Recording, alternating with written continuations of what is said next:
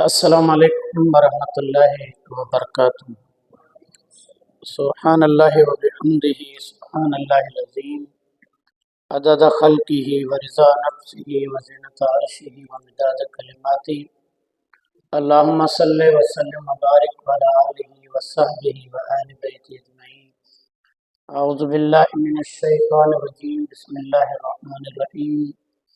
قد افلح من زکاها وقد خاب من دساها، صدق اللہ العلی العظیم۔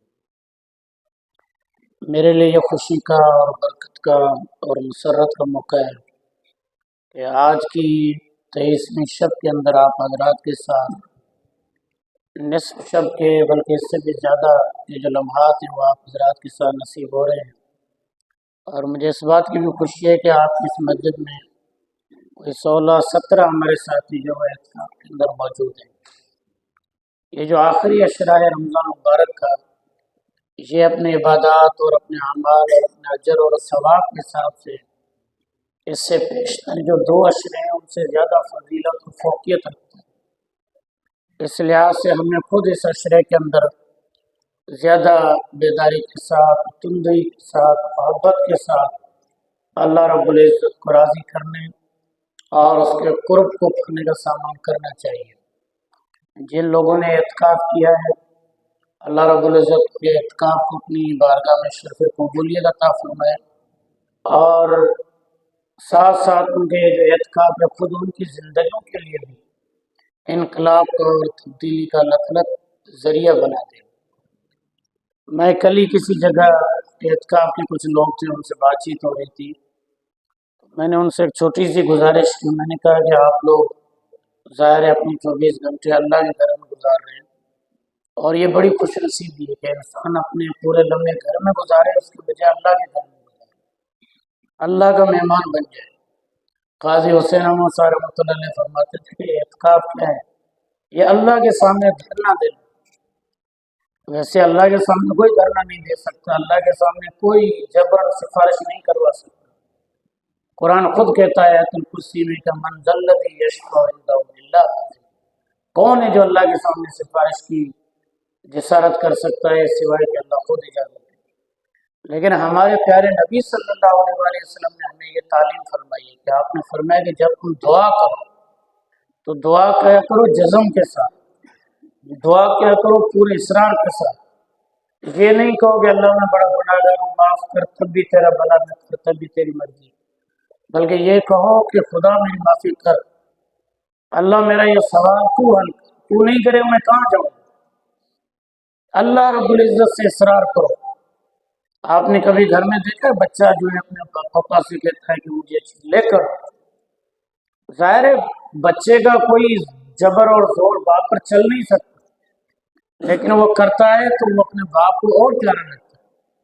اس وجہ سے اللہ رب العزت بھی چاہتے ہیں کہ میرا بندہ میرے ساتھ اللہ وزاری کرے۔ تو میں نے اعتکاف کے دوستوں سے کہا کہ آپ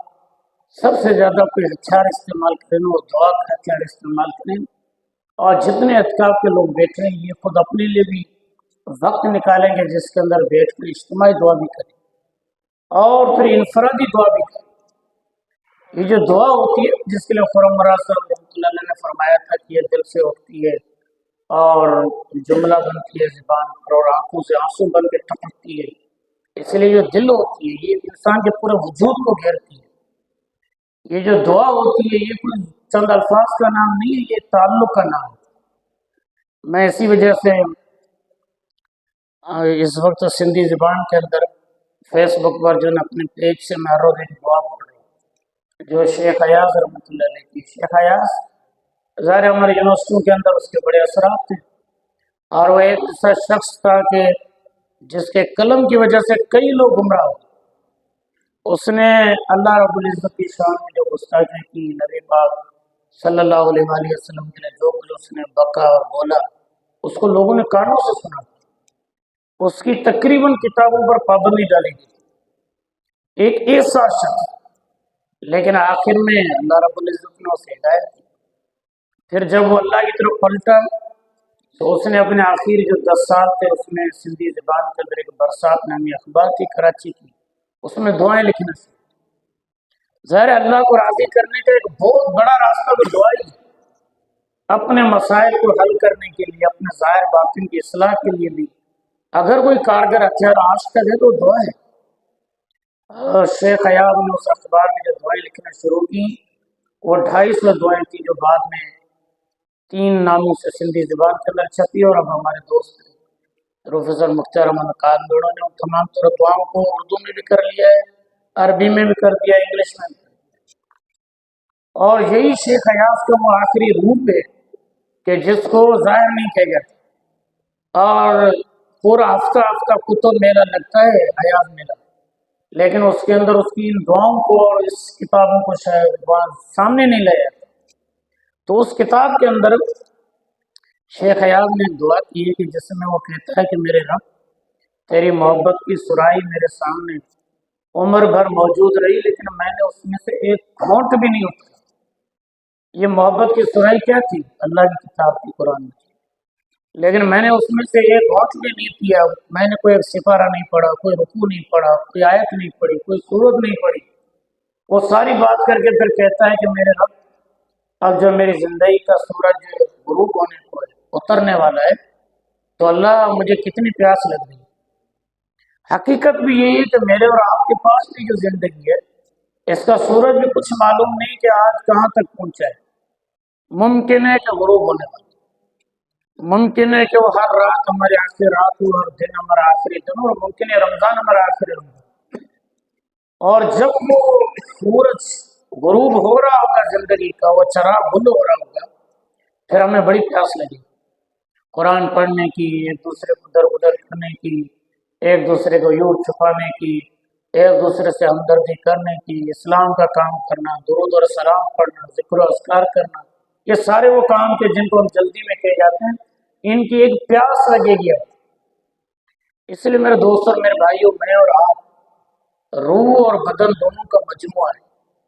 جس طرح ہم اپنے بدن کا پورا خیال کرتے ہیں، وہ عربی زبان کے ایک بڑے عالم گزرے ہوں گے، مشہور جملہ ہے کہ وہ کہتے تھے کہ تعامل مع عقلک کما تعامل مع جسدک، اے انسان اپنے عقل سے بھی وہ کام لو اور وہ سلوک کرو جو تم اپنے معدے سے کرتے ہو، پیٹ سے کرتے ہو۔ معدے کی پیاس پورا پانی پیتے ہیں، بھوک مٹانے کے لیے ایک لقمہ بھی کم گوارا نہیں کرتے ہیں۔ تو جس طرح ہم اپنے معدے کو اور اپنے پیٹ کو پوری طرح راضی کرتے ہیں، اپنی عقل کو بھی تو استعمال کرو۔ قرآن مجید کی ایک بڑی عجیب آیت ہے جس میں اللہ تعالیٰ فرماتا ہے کہ وَلَقَدْ ذَرَأْنَا لِجَهَنَّمَ كَثِيرًا مِنَ الْجِنِّ وَالْإِنسِ، اللہ فرماتا ہے کہ جہنم کے لیے ہم نے بہت سارے جنات اور انسان پیدا کیے جو جہنم میں جائیں گے، لیکن پھر اللہ نے ان کے نام نہیں لیے، ان کی نشانیاں بتائیں۔ اس لیے میں اور آپ اگر یہاں پر جمع ہیں، ان نشانیوں کو ذرا دیکھیں۔ قرآن ہمیں بتاتا ہے کہ وہ نشانی ہمارے اندر تو نہیں ہے۔ پہلی نشانی لہم قلوب لا یفقہون بہا، ان لوگوں کے دل ہیں لیکن اسے سمجھتے نہیں۔ آج ہمارے کئی دل تو پتھر نہیں ہو گئے، دل کہیں ہمارے دل تو مردہ نہیں ہو گئے کہ یہ دل اللہ کے ذکر سے جڑتے ہی نہیں، معنوں سے نہیں ہوتے، یہ دل قرآن مجید کے ساتھ جڑتے ہی نہیں، درود اور سلام کی اس دل کے اندر کوئی جگہ ہی نہیں ہے۔ یہ دل بہت جلدی ذکر و اذکار سے اور عبادات سے اور طاعات سے اچاٹ ہو جاتے ہیں، اور انسان چاہتا ہے کہ نہیں گپیں ہانکتا رہوں، دنیا کی بھر کی باتیں کرتا رہوں، لیکن یہ دل۔ پھر قرآن نے دوسری نشانی یہ بتائیے کہ وَلَهُمْ أَعْيُنٌ لَا يُبْصِرُونَ بِهَا، لوگوں کی آنکھیں ہیں لیکن دیکھتے نہیں۔ آج ہمارے پاس بھی تو آنکھیں ہیں، کیا ان آنکھوں کے اندر وہ بینائی ہے جو اپنی حالت کو تو دیکھ سکے، اپنے گھر والوں کے حالات کو تو ہم دیکھ سکیں؟ ہمارے اوپر جو بھی بشری تقاضے ہیں اور اللہ کے عبد ہونے کے حساب سے جو ذمہ داریاں ہیں، پھر قرآن کہتا ہے کہ وَلَهُمْ آذَانٌ لَا يُبْصِرُونَ بِهَا لَا يَسْمَعُونَ بِهَا، ان لوگوں کے کان ہیں لیکن سنتے نہیں۔ ہمارے پاس بھی تو کان ہے۔ پھر قرآن یہ بھی کہتا ہے کہ اولئک کالانعام بل ھم اضل، یہ لوگ جانوروں کی طرح، چوپایوں کی طرح اس سے بھی گئے گزرے۔ جو چوپایا ہوتا ہے اسے دودھ مل جاتا ہے، ذبح کرو تو گوشت مل جاتا ہے، منڈی میں بیچو تو تمہیں پیسے 2-4 مل جاتے ہیں، لیکن ان لوگوں سے تو کچھ بھی نہیں ہو رہا کہ جن کو عبد بنایا گیا تھا، بندہ، لیکن انہوں نے اپنا کوئی مقصد بلائے کمر غافل، یہ غافل لوگ جو خاص جہنم کے لیے پیدا کیے۔ اس لیے میرے دوستوں اور میرے بھائیوں، آج کی اس مجلس کے اندر خود ہمیں موقع ملنا چاہیے کہ ہم اپنا جائزہ لیں کہ آج اللہ رب العزت کی معرفت کا اور نبی اکرم صلی اللہ علیہ وآلہ وسلم کا جو ختم نبوت کا عقیدہ ہمیں ملا ہے، آج ہم اپنے آپ کو دیکھیں ہم کہاں کھڑے ہیں۔ یعنی یہ بھی تو دیکھنے کی بات ہے، وہ ابن جوزی رحمۃ اللہ علیہ ہمارے تاریخ کے بہت بڑے عالم گزرے ہیں، انہوں نے کتاب لکھی ہے، اس کتاب کے بہت سارے ترجمے بھی ہوئے، اس کتاب کا نام ہے تلبیس و ابلیس، جس کا ترجمہ ہو جائے گا شیطان کے پھندے یا شیطان کے دام یا شیطان کے داؤ۔ سندھی میں جو ترجمہ یہ کیا ہے ابلیس یا پھند، شیطان انسان کو پھانستا کس طرح؟ ظاہر ہے شیطان تو خود قرآن کہتا ہے عدو مبین، تمہارا کھلا ہوا دشمن، یہ چھپا ہوا دشمن نہیں ہے، کھلا ہوا دشمن۔ اس نے دشمنی کا جو چیلنج ہے نا وہ اللہ کی بارگاہ میں دیا، اور اس نے یہ بتا دیا کہ میں انسان کے آگے آؤں گا، پیچھے آؤں گا، دائیں آؤں گا، بائیں آؤں گا، پورا کر دیا۔ لیکن ہمارے علماء کرام نے لکھا ہے کہ خدا کا شکر کرو کہ شیطان کی زبان سے یہ نہیں نکلا کہ میں بندے کے اوپر سے بھی آؤں گا۔ اس لیے انسان کے سر سے لے کر آسمان تک جو اللہ کا تعلق ہے وہ محفوظ ہے۔ اس لیے شیطان دائیں سے حملہ کرے گا، بائیں سے کرے گا، آگے سے، پیچھے سے، لیکن انسان کا جو اوپر ہے وہ اللہ سے تعلق ہے، وہ محفوظ ہے۔ بندہ جب بھی اللہ رب العزت سے اپنے تعلق کو استوار کرے گا، اپنی نیت کو پاک اور صاف اور سچا کرے گا، اللہ کو موجود ہے۔ تو وہ جو ابن جوزی ہے اس نے شیطان کا پورا تعارف بھی کرایا ہے،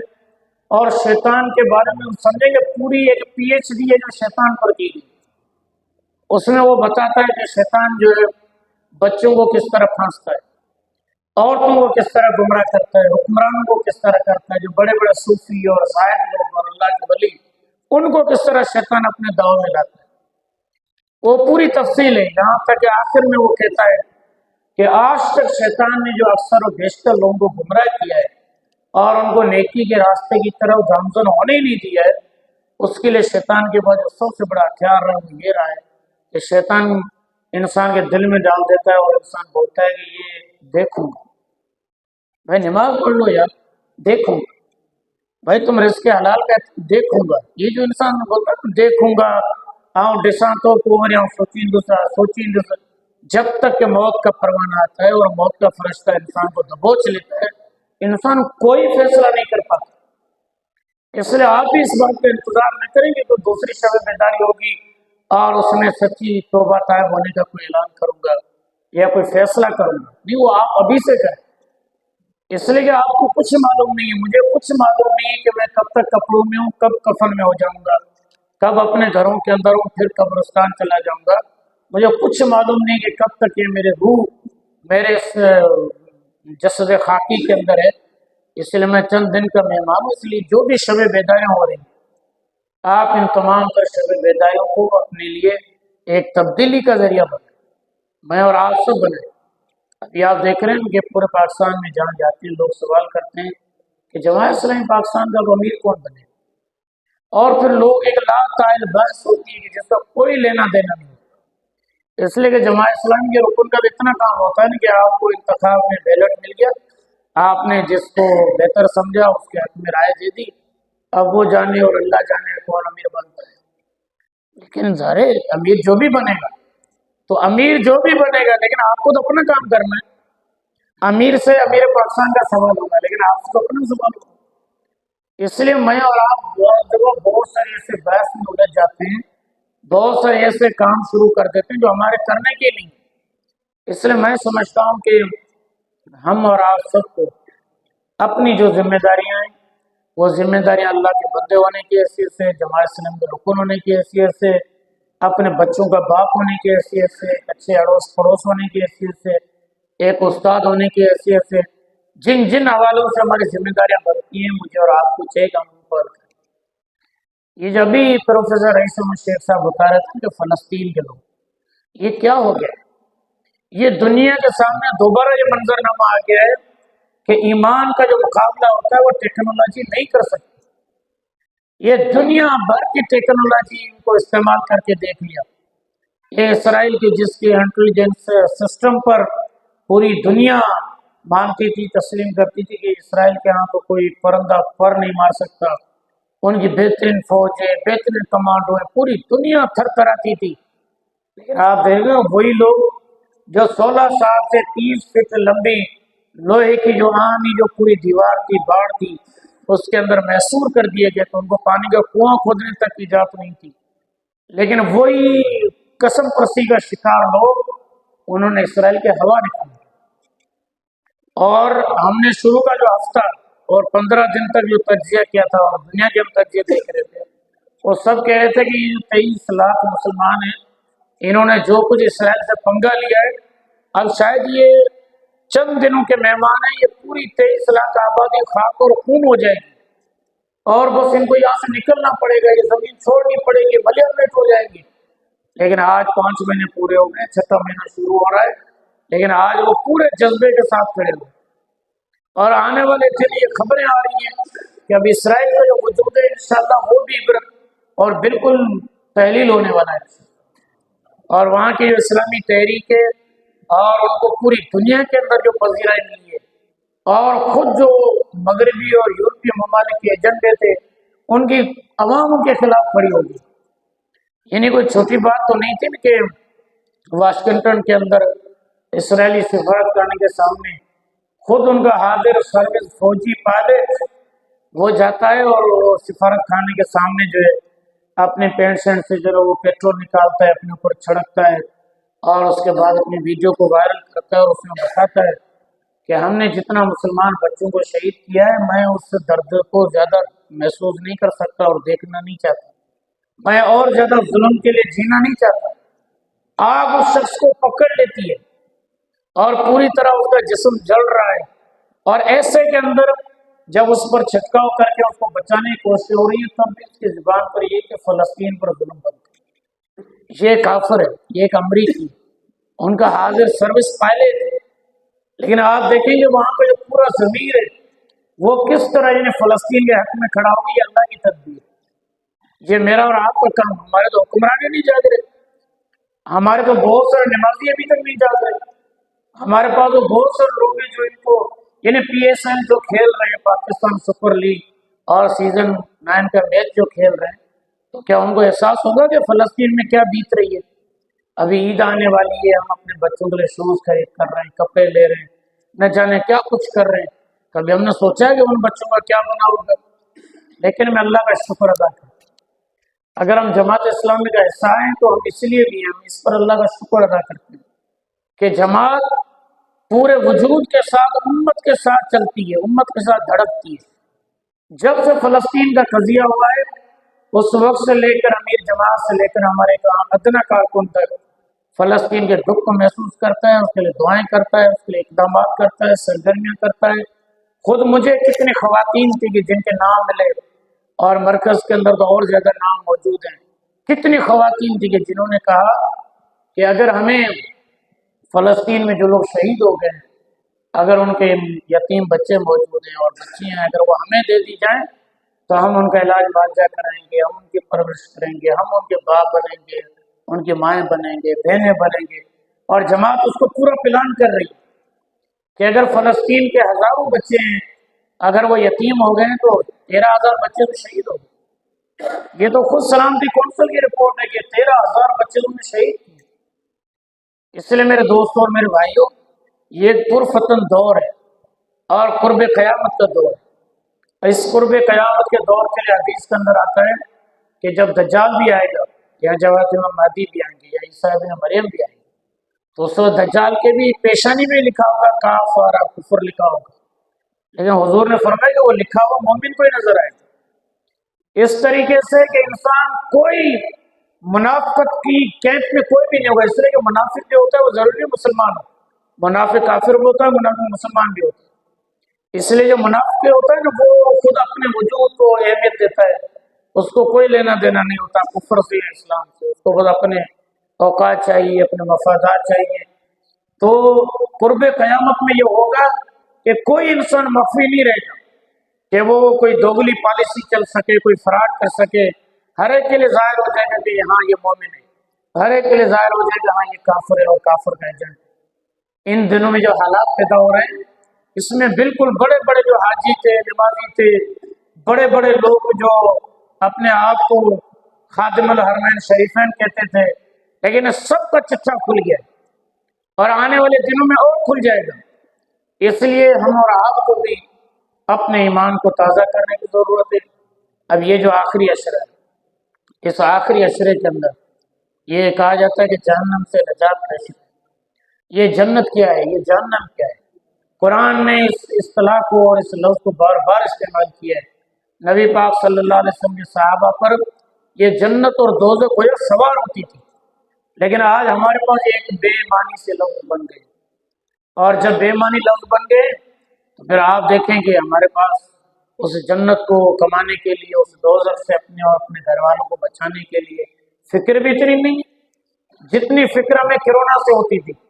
کہ اس وائرس سے ہم بچ جائیں، ہمارے بچے بچ جائیں، جتنی اس سے ہمیں ہوتی بھی نہیں تھی جنت سے یا دوزخ کے لیے نہیں۔ نبی اکرم صلی اللہ علیہ وسلم جب مسجد سے نکلتے تھے تو آپ 7 مرتبہ کہتے تھے کہ اللہم اجرنی من النار، اللہ مجھے آگ سے پناہ میں رکھ۔ آقا علیہ السلام اتنا محسوس کرتے ہیں، وہ مسجد نبی کے اندر حضور موجود تھے۔ حدیث کے اندر آتا ہے کہ زور کا دھماکہ ہوا تو صحابہ رضوان اللہ علیہ مجمعین سے حضور نے پوچھا جانتے ہو کیا کائے گا دھماکہ ہوا؟ صحابہ نے کہا ہمیں معلوم نہیں ہے۔ نبی صلی اللہ علیہ وسلم نے فرمایا 70 برس پہلے ایک پتھر تھا جو جہنم کے منہ سے، اس کے کنارے سے لڑکایا گیا تھا، 70 سال بعد اس گہرائی میں لگائے، جس کی وجہ اتنا زور کا دھماکہ ہوا۔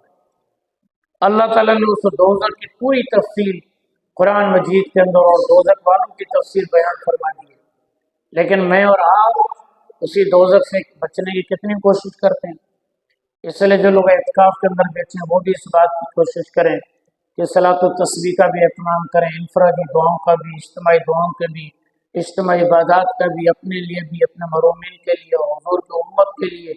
اور قرآن مجید اور اس کا ترجمہ اور اس کے خاص خاص مقامات، یہ سارے کام۔ اور ہم لوگ جو باہر موجود ہیں ہماری بھی ذمہ داری یہ بنتی ہے کہ ہم خود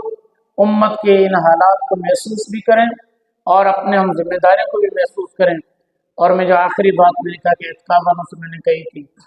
میں نے کہا تھا کہ درود و سلام کا اہتمام، یہ جو حضور صلی اللہ علیہ وسلم پر ہم درود پڑھتے ہیں، یہ درود کیا ہے؟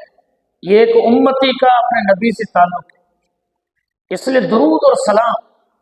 جب نبی اکرم صلی اللہ علیہ وسلم، جس سے محبت ہوتی ہے اس کا نام آدمی بار بار لیتا ہے،